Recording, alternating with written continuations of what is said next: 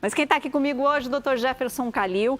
Dr. Jefferson, boa tarde. Boa tarde, prazer. Muito obrigada. Obrigado pelo convite. Por favor, fica à vontade. Boa tarde.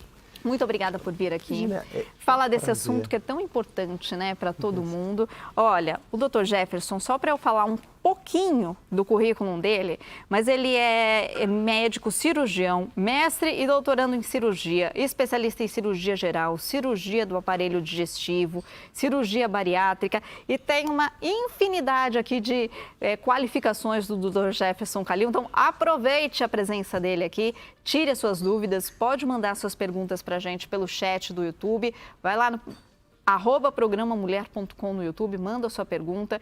Porque às vezes aquela dorzinha do estômago, aquela azia chata, queimação, que você não dá muita importância, fica tomando aquelas pastilhinhas que a gente compra na farmácia e vai deixando. Quando você vê, se tornou um problema grave, né, doutora? A gente vai deixando passar, às vezes não dá tanta importância, porque é assim mesmo, dor de estômago é assim mesmo, Todo mundo tem, né? Todo mundo tem. E pode se tornar algo muito mais grave, né? De fato, né? É algo muito comum, né? A questão do refluxo, a questão da dor de estômago, né? E as pessoas conhecem como gastrite, né? Como um refluxo mesmo. São sintomas comuns na população, muitas vezes são banais, mas eles podem sim ser de doenças mais graves e que merecem uma atenção, um cuidado, um tratamento, né? Então é importante a gente também diferenciar o que é importante do que não é importante. Porque a gente costuma colocar também tudo no mesmo balaio, né, doutora? É dor de estômago. Perfeito. Tudo é dor de estômago. Perfeito. Isso que você falou é bem interessante. A gente joga tudo no mesmo balaio e fala, é dor de estômago. E não é. Por exemplo, uma dor que a pessoa tem abdominal pode ser uma vesícula, pode ser um refluxo, até um refluxo mais grave, pode ser uma infecção por H. pylori, que é um fator de risco para câncer de estômago. Né? Na pessoa de idade pode sinalizar uma doença mais séria também no estômago. Então, tem alguns critérios. O que a gente usa, né? As pessoas perguntam assim, tive uma dor de estômago, né? Preciso me preocupar? Né? Até que ponto isso é importante? Até que ponto isso pode ser grave? A gente considera alguns fatores, mas principalmente o tempo que essa dor de estômago dura. Né? Se a pessoa, por exemplo, foi lá no churrasco, comeu tudo que viu e mais um pouco. Exagerou, né? E teve dor de estômago, passou mal. Isso não caracteriza uma doença, né? Um episódio isolado ou por um tempo curto, por exemplo, uma semana, né? Foi lá uma semana que pegou um quadro viral, um resfriado, uma gripe e acabou atacando também o estômago. Então isso não significa uma doença do estômago. Uma comparação para o pessoal de casa que é legal, uma brincadeira, por exemplo, se você fizer muito exercício, no dia seguinte você vai ter dor muscular, mas não significa que você tem uma doença no músculo. Mesma coisa os olhos, né? Se nós lermos muito, por muitas horas, nós vamos ficar com a vista cansada, mas não significa que nós temos uma doença nos olhos. O estômago é a mesma coisa, né? Mas quando aquilo se torna frequente, né? O que é o frequente para o pessoal de casa sinalizar, né? Quando que eu preciso me preocupar, quando que eu preciso procurar ajuda? Pelo menos um mês de sintomas, né, que não melhoram, e pelo menos esse sintoma ocorrendo 2 a 3 vezes na semana. Então, opa, se está acontecendo mais de um mês, 2 a 3 vezes na semana, é algo que de repente mereça uma atenção, um cuidado, né? Então pode ser que tenha alguma doença do trato digestivo, como a gente citou alguns exemplos, e que a pessoa, sim, deve procurar um atendimento, procurar uma ajuda em relação a isso. Quais sintomas, doutor, nós estamos falando aqui? O pessoal chama muito, é muito comum, né, o pessoal usar o termo azia, né? Isso. A gente usa o termo queimação, mas é a mesma coisa. É a mesma coisa. É a mesma coisa. O pessoal fala, eu tenho muita azia, é queimação. Então, o refluxo, né, o que o pessoal de casa entender? No momento que nós comemos, o alimento vem da boca, ele desce por um tubo que chama esôfago e ele vem para o estômago, né? O refluxo, o que acontece? É quando o conteúdo que está no estômago, ele volta para esse tubo, para o esôfago. E aí dá sintomas. A gente sente o alimento voltar mesmo, pode voltar até a boca, né? E a queimação, né? Aí tem as causas, a gente até discute aqui um pouquinho do refluxo, mas basicamente é isso, é a queimação e sentir o alimento voltar. A gastrite, que a gente chama de dispepsia, a gastrite nada mais é tudo que termina em ite, em medicina, é inflamação, né? Então a gastrite é uma inflamação do estômago. E aí tudo que entra na dor de estômago, nesse contexto da má digestão, da dispepsia e tudo mais, geralmente quais são os principais sintomas? Queimação, né? Sensação de que comeu um pouquinho já ficou cheio, então a pessoa não consegue comer, E aquela sensação de má digestão. Parece que comer um pouquinho, parece que a comida não faz a digestão. Por horas, fica horas ali. A gente fala que é a refeição inesquecível, né? Não esquece, né? Fica lembrando. Então, esses são os sintomas mais comuns, né? E o termo gastrite nervosa, que a gente usa tão popularmente, né? O que você tem? Gastrite nervosa.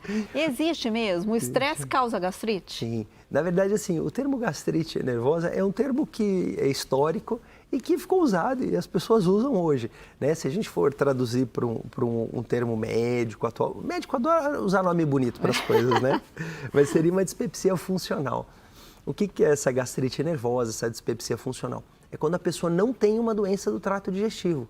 Então, por exemplo, ela não tem uma úlcera no estômago, ela não tem uma gastrite importante, ela não tem um refluxo, ela não tem, por exemplo, um câncer, uma pedra na vesícula, ela não tem nenhuma doença.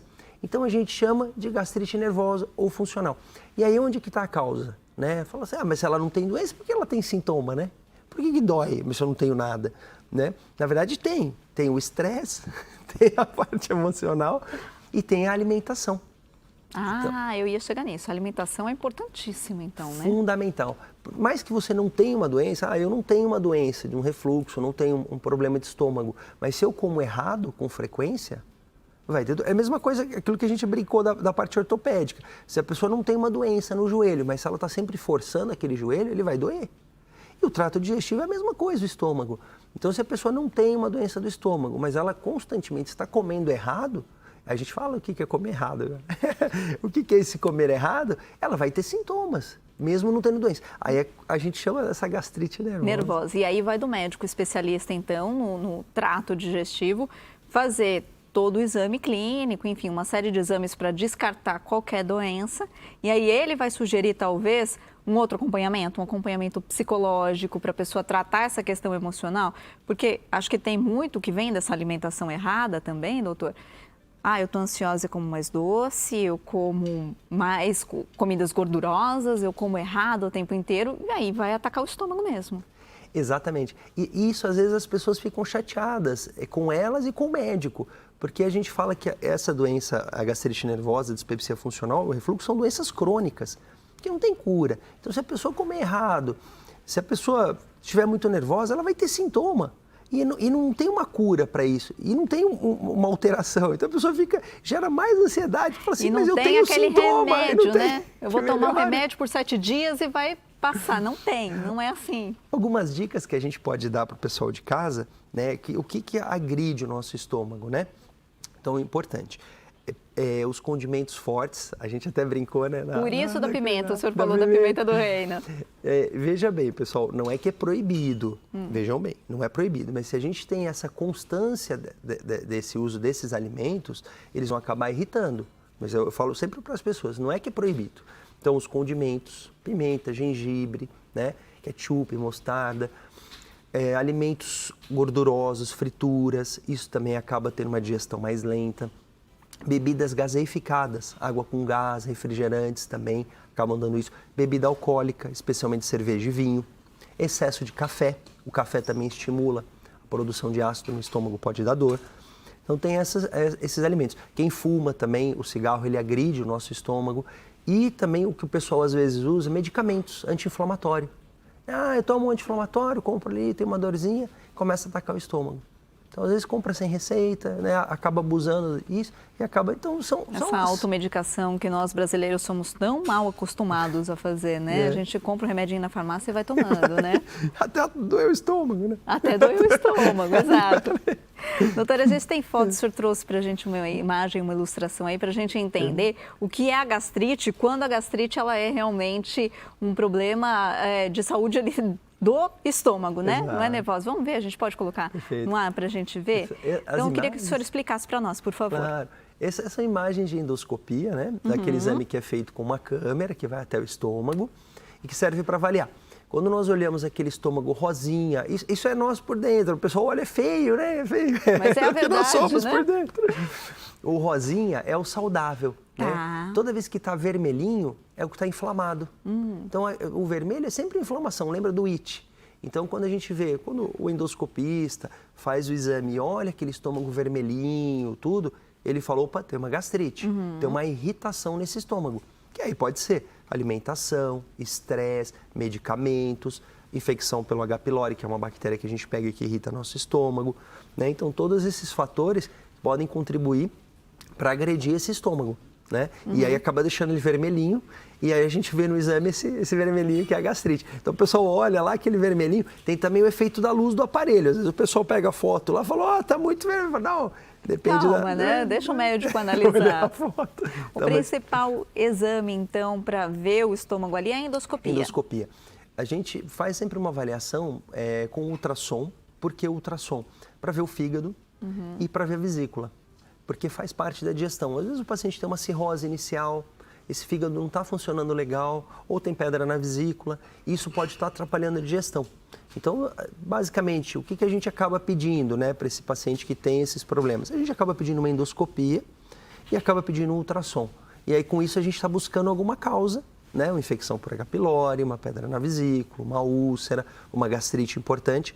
Com isso, a gente está buscando isso para tentar direcionar o tratamento. Se não acha nada nos exames, aí a questão emocional, a questão da alimentação, que é o mais difícil de tratar. Que é o mais difícil de tratar, não tem um remédio para tratar. O senhor falou da bactéria H. pylori, né, que pode causar uma gastrite ali no estômago. Como que a gente pega essa bactéria? Muito interessante essa pergunta, Renata. É uma bactéria muito comum na população, ela fica no nosso estômago e ela sai nas nossas fezes. Então, por questões de higiene mesmo, usa o banheiro, não lava a mão, prepara o alimento, a gente acaba contaminando. Ou alguns lugares também que não tem um saneamento adequado, também tem essas fezes e essa bactéria acaba contaminando os alimentos. E a gente não lava os alimentos, né? Acaba pegando. Então, é por ingestão mesmo. Então, alimento contaminado. Alimento contaminado. E a água também pode pegar. A água também. Sim. E na hora que nós ingerimos a bactéria, ela se aloja no nosso estômago e fica irritando esse estômago. Né? Em algumas pessoas ela só dá dor, só dá sintoma. Algumas pessoas ela quase não dá nada. Em algumas pessoas ela dá úlcera. Então pode até ter úlcera grave, com sangramento, perfuração, aquela coisa toda de úlcera. E se a gente não trata essa bactéria, dependendo, tem diferentes tipos, mas o H. pylori, a regra, pode até ter um câncer de estômago. Por conta da bactéria. Sim, então assim, muito séria, né? Viu H. pylori é igual a tratamento, não tem conversa. Tratamento com antibiótico. Com antibiótico, são 2 antibióticos. E ainda tem taxa de falha, que é uma bactéria resistente, não é tão simples. Não é simples. Precisa fazer o exame depois de controle. Então, assim, é uma bactéria que dá um trabalhinho. Melhor evitar. Melhor evitar. Né? Então, em casa, ter a higienização correta das mãos para você trabalhar com os alimentos. Vai comer fora de casa? Que seja num lugar confiável também, que você sabe que tem uma higiene correta. E aí, doutor, por exemplo, vou fazer uma carne. Quando a carne passa por um processo de cozimento, mata a bactéria? Mata. No momento que você esquenta, né, é o suficiente para isso. A questão também dos recipientes e a própria manipulação, porque às vezes o alimento é cozido, mas às vezes quem está preparando não lavou a mão. Aí vai cozinhar e vai pôr a mão ali. Vai pôr a mão, vai contaminar, né?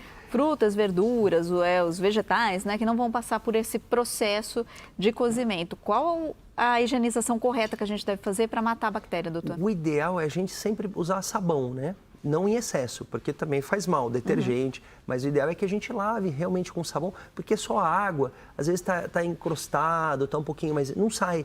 Então o ideal é esses alimentos, por exemplo, uma maçã que a gente vai comer, o ideal é passar ali até uma esponjinha de leve, não é para esfregar a maçã de sabão, passar um pouquinho, porque aí tira aquela terra que às vezes está um pouquinho seca, né? Passa o sabãozinho, lava bem, não pode comer com sabão, tem que tirar lava bem. E não precisa muito sabão, só um pouquinho, lava bem, faz essa higiene, guarda o alimentinho, se quiser armazenar depois limpinho, ou se quiser consumir na hora, e limpa, lava bem, pode consumir tranquilo, que aí não tem o risco, ela não fica lá dentro, ela fica na superfície. Só por fora, na casca mesmo, exatamente, né? Exatamente. Então, fazendo uma boa higiene, a gente previne. Isso é uma questão de saúde pública. Sim. Porque assim, se a população tem muito isso, não trata, isso daí daqui a pouco vão aparecer essas doenças relacionadas, úlcera, câncer de estômago, e é uma doença totalmente tratável. Até é interessante que a descoberta dela rendeu um prêmio Nobel. É mesmo? Foi. Eles, no momento que eles descobriram que essa bactéria era a causa de câncer de estômago, úlcera, rendeu um prêmio Nobel até. Foi interessante. Aliás, muito interessante também para os nossos governos, desde a esfera federal, até os estaduais e municipais ficarem de olho. Saiu hoje uma pesquisa, né, do censo do IBGE lá de 2022, que quase metade da população brasileira não tem acesso total a saneamento básico. Água tratada, esgoto tratado, como o Dr. Calil acabou de falar aqui, a água contaminada pode fazer com que a gente ingira essa bactéria H. pylori. Então, a gente fala com o Brasil inteiro aqui também, né, doutor? Então, quem não tem, às vezes, essa condição de saneamento adequada, tomar ainda mais cuidado da maneira que pode. Perfeito, Renata. E isso daí é uma coisa muito simples de se fazer e que a gente previne. E o H. pylori dá muito sintoma, né? Então, uma vez que o paciente tenha, é uma das causas que a gente acaba buscando, sim, para tratar e melhora. E o paciente desaparece a dor de estômago. Fica bem. Essa é uma causa tratável de dor de estômago, né? Doutor, é verdade que a gastrite pode se transformar numa úlcera? Pode. Na verdade, assim, o estômago, ele é bem interessante, porque ele é um órgão que tem um ácido dentro. Então, imagina que tem um ácido dentro do nosso corpo, né? Que é a primeira barreira. Quando nós comemos, o alimento entra. Então, a forma como ele entra, a gente joga um ácido lá para atacar e esterilizar esse alimento. Essa é a ideia do ácido do estômago. Então, imagina que o nosso estômago tem, então, uma proteção para esse ácido. Então, vai comer tudo lá, né? Uhum. Parede do estômago. Então, a gente tem um muco que protege, né? O que é a gastrite? O que é a úlcera? É quando a gente tem um desbalanço. Ou está produzindo muito ácido, ou essa barreira está fraca, não está dando conta de segurar esse muco, essa proteção do estômago. E isso por conta dos hábitos, da alimentação e tudo mais. Então, a gastrite, ela começa e se você vai aumentando essa inflamação, é porque está tendo um desbalanço nesse equilíbrio e isso pode sim evoluir para uma úlcera, uma gastrite que a gente chama erosiva. A erosão, ela é uma pré-úlcera. Ela começa a machucar o estômago já em pontos isolados, se não fizer nada, vai evoluir para uma úlcera. Então é importante ter essa questão. Mas geralmente dá sintoma.